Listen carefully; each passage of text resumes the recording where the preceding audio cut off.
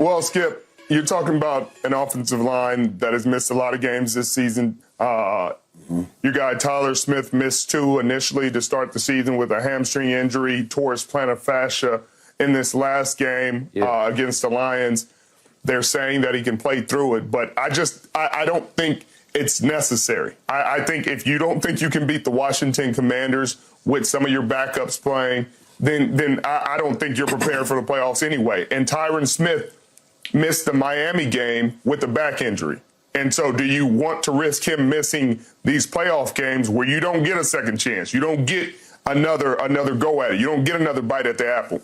I think it's in your team's best interest to rest your left tackle for the potential four-game stretch to push you to the Super Bowl and give you the best chance, rather than have him play a semi-meaningless game against the Commanders that you should and could win without him playing in the game. And Tyler Smith, we talk about his plantar fascia. I don't know. I've never played with that injury. I've never had that injury. They say it's better to fully tear it than to partially tear it, because if you fully tear it, then you don't have the lingering pain. It's kind of a pain tolerance thing that you got to deal with. But Stephon Gilmore is the same. You know, a lot of legs on a corner throughout the season. He's had to follow number 1 receivers. Do you need him against the Washington Commanders to win this game? You shouldn't, but I think he's healthy enough to play. But these are the things you have to think about if you're thinking about making a major run in these playoffs. And if you don't think about these things, that's when you run into these stumbles and you run into situations where, you know, Tyron's sitting there in year 13, banged up in the playoffs, and you're trying to figure out how to keep him out there, and you can't because you decided not to rest him in a Week 17 game where you could have. So, Richard, to sum it up, you would rest Tyron and Tyler and Zach Martin and Stephon Gilmore? No. No? No, I mean, Zach Martin seems relatively healthy, unless I'm missing something and he's not healthy. Two games back, he got kicked in the quad, and he missed the quad rest of that game. Yeah. But, okay, go, Michael. Listen, and I understand what Richard is saying from a standpoint of the wear and tear on our big guys, and they do have some wear and tear. But I've always been a little leery of this scenario when we start getting down to the end of the season and everybody's talking about resting or not resting. You know, I subscribe to what Jimmy used to always say is you don't just lose the Sunday on the game day. If I tell you this early on, I lose the whole week of preparation. So you're not mentally prepared to really play a game. That's what I hate. And the Cowboys are the worst with it. They're the worst. Whenever they rest players, they come out the worst. They come out sloppy. They just can't stay on tack. You know, because they don't have the pressing coach to push them through it. They really take the day off. They take the mental off. They take the time off, and they come back. And I said, "Oh my God, we didn't need that rest." And I worry about that. Somehow, some way, what Mike McCarthy has to do is thread this needle. He has to be able to somehow keep them motivated, keep them involved, keep them moving, and most importantly, win this game so you can play at home as opposed to going on the road. You cannot go into this game thinking, well, I can pull players and we can still win this game. I tell you all the time, everybody always have a plan. The game will dictate the plan. We're talking basketball. They wanted to play LeBron this many minutes. That's great. You got a thought. But the game going to tell you what will happen. And right here, the game has spoken. The Dallas Cowboys got to try to win this last game to get what they want. That's home field advantage. I know you don't get that bye with that number 2 seed, but to bring everybody into AT&T Stadium where the Cowboys have played much better is absolutely worth playing everybody. Okay. Richard Sherman, there's much wisdom in what you have to say. And to your point about Tyler Smith, I've been doing this for a long time. I have never, ever heard of a football player tearing his plantar fascia. Never heard of it. I'm very experienced with that injury because if you've run as many marathons as I have, you are going to have plantar fasciitis. It's going to get inflamed where when you wake up in the morning, you can't even walk on it. I don't know if you guys ever had that in your football career. But the point is, They don't tear. I have no idea. How did he tear his plantar fascia? It's impossible. But they're making the case now, as Richard pointed out, that to tear it is actually better than to inflame it, because now it just sits there limp, and it's uncomfortable. But if you can sort of tolerate the discomfort of it, you can play. So I don't know. Okay, so Richard, here's my point back to you. Remember, I'm lifelong diehard Cowboy fan. Remember, I covered this team starting from about 1978 till about 1997. So I'm steeped in the history of this team and this rivalry with Washington.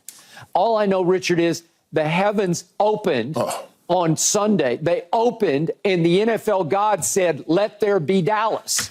And we have had, as you well know, you have detailed all of our struggles on the road, and all of a sudden we have two potential home games to get to an NFC championship game that we are presuming would be back at San Francisco.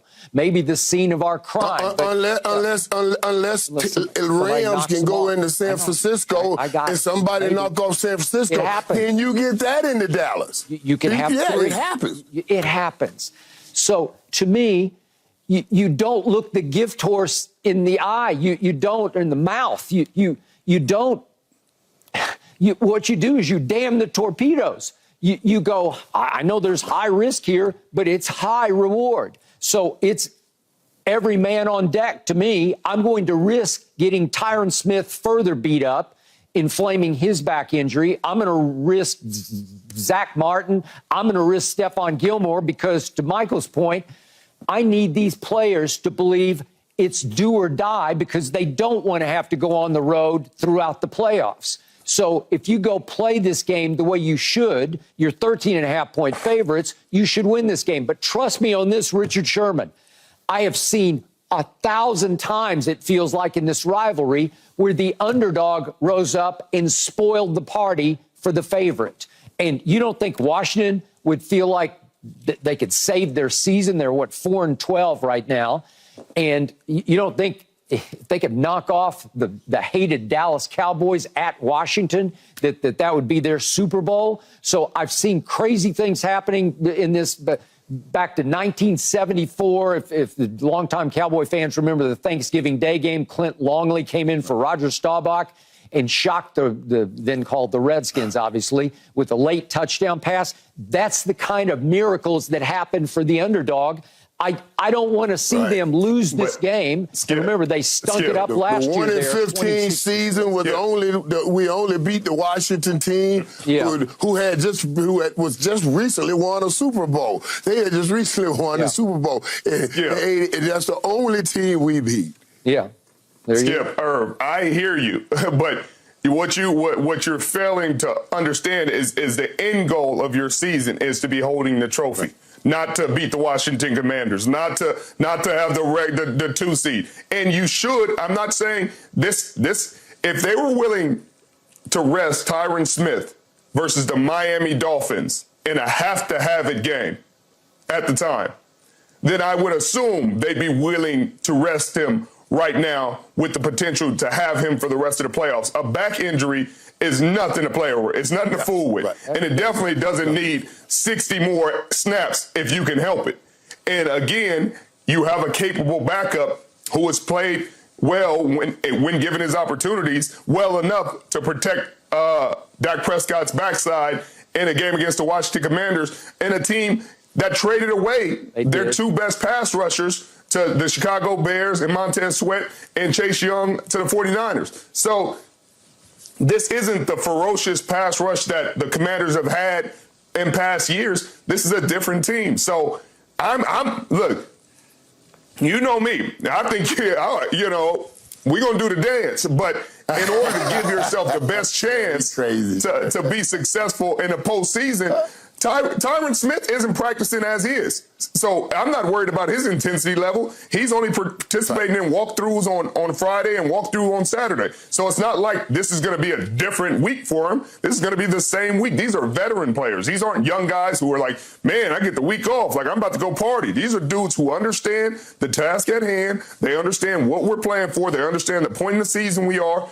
And they understand it even more so because they're in the twilight of their careers now. So they're saying, hey, I'm about to give everything I got for this run. Now, I'm not saying rest everybody. You don't rest the young guys that are ready to play. Micah Parsons needs to rest. There's a lot of players on this defense that need to go out there and play.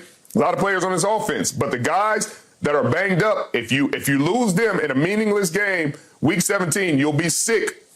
January 15th, Skip. Okay, it's not Richard. meaningless, though, Sherm. Yeah. It's not meaningless. You can't describe it with that word. You can't put that word prior to game. You can't say a meaningless game when we start out and play all of these games for seeding and for positioning in the tournament, in the postseason, and you have an opportunity to go and get the number 2 seed. Now, here's where I think can really be something good if it happens now, because remember, I don't know, what time does Philly play?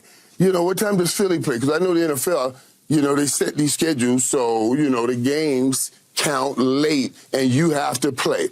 I think they're same up time, against so, us. I think they're same. Okay, so same time. They play the same time. Yeah. So now you are clock watching. So this scenario works out perfectly. If I can get everybody going through a week of practice, and then I can clock watch, and if somebody over the Phillies playing wants to beat Philly, and you see the thing going well over there, and you say, okay, now we're good, win, lose anyway, because it looks like they're about to lose. I start pulling players. But I got to have this second seed if I'm the Dallas Cowboys. I got to do what I got to do to get But having Tyron Smith that's not the difference maker. You should be able to win this game. You should have a good enough team to say, hey, Tyron, go rest. We got this one. You're a 13-point favorite for a reason. And if you cannot beat the Washington Commanders without Tyron Smith, then your problems are bigger than what I think they are anyway. And so I hear what you're saying, Skip, that the risk is worth the reward. It's not. It's a high risk, low reward situation because, cool, you get the number 2 seed, but you lose your left tackle for the playoffs. That's not worth the risk. Okay. If you get the 3 seed and you telling me I got Tyron Smith for the entire playoffs, I guarantee you take that instead of potentially losing him. This is a back injury. This is like he's going to take on blocks every single play. This is not corner. This is not position where you can avoid contact. This is offensive line. You're getting contact every single play. Richard, can you guarantee Michael and me that the Cowboys will win Sunday without Tyron and Tyler? You can't. I can't guarantee you will win with them. So I can't. So what I'm saying is, what I can guarantee you is, without them in the playoffs, you go home early. I can guarantee you that. So you putting them in harm's way and potentially losing them for the games in the tournament, Skip. If you're saying, hey, I'd rather win this game against the Commanders and not have them for the playoffs, then I let you do what you do. Richard. Sherm, you know what, Sherm, this Stanford stuff you got in you, I'm going to tell you something, dude. I'm going to make sure when they start playing Miami next year, we going to beat them real good. Because this Stanford stuff is just, this is just stuff right here. Listen, Sherm, now, if it was reversed, I would buy into that. And let me tell you what I mean when I say if it was reversed.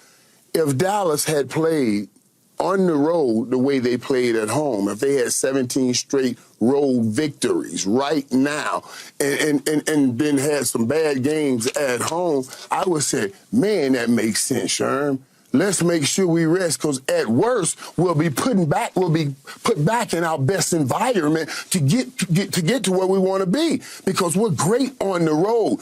But since I'm not saying we were disastrous on the road. 3-4 right now, chance to be 4-5, 3-5 right now with a chance to be 4-5. It's not disastrous if you can split on the road and win every game at home. But the mentality is it's been disastrous. And I can't afford those guys to go back into that mentality, because the mentality becomes a man's reality, and they may lose on the road early. Yeah. So, Richard, as you know, we're 16 straight wins at home. At home. Yeah, at home. Not on the road. Yeah, 16 straight.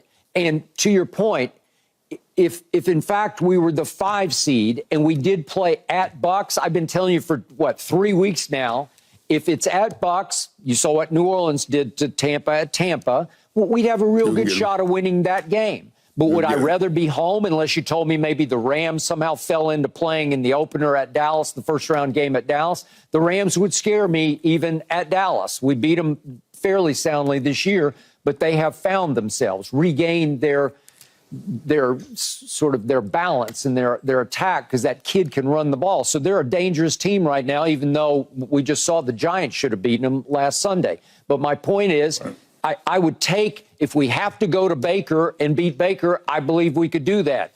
But if you give me 2 home games to get to San Francisco, thank you, gods. We got it.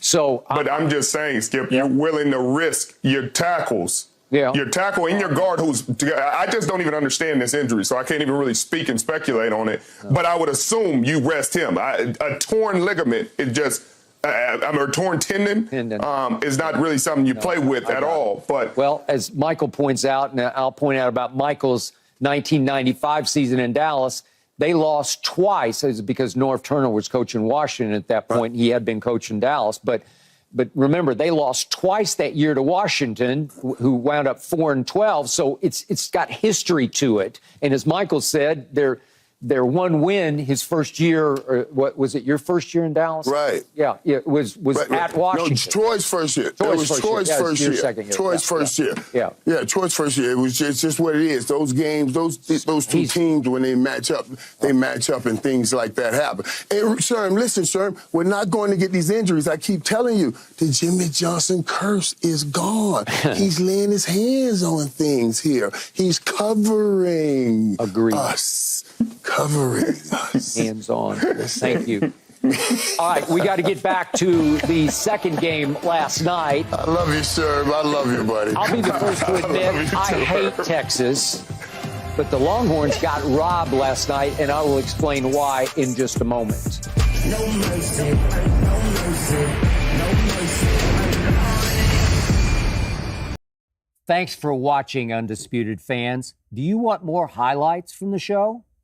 Make sure to click that subscribe button for all the exclusive content from Undisputed.